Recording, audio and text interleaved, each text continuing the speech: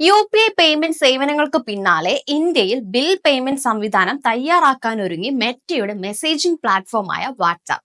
രാജ്യത്ത് പേയ്മെന്റ് സേവനങ്ങൾ ആരംഭിക്കാൻ അടുത്തിടെയാണ് വാട്സാപ്പിന് അനുമതി ലഭിച്ചത്. താമസിയാതെ വൈദ്യുതി, മൊബൈൽ റീചാർജുകൾ തുടങ്ങിയ മറ്റ് സേവനങ്ങളും വാട്സാപ്പിൽ ലഭ്യമാകുമെന്നാണ് റിപ്പോർട്ട്.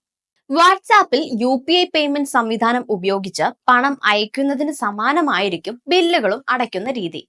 വാട്സാപ്പ് 2.25.3.15 ആൻഡ്രോയിഡ് ബീറ്റ വേർഷനിൽ direct bill payment feature Meta പരീക്ഷിക്കുന്നതായാണ് വന്നിട്ടുള്ള റിപ്പോർട്ടും.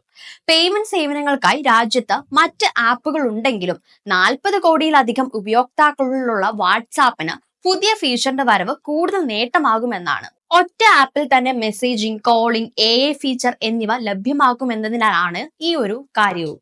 വാട്സാപ്പിൽ ബില്ലിംഗ് സേവനം വരുന്നതോടെ വൈദ്യുതി, ഗ്യാസ്, മൊബൈൽ അല്ലെങ്കിൽ വാട്ടർ അതോറിറ്റി ബിൽ ഉൾപ്പെടെ അടയ്ക്കാനാകും.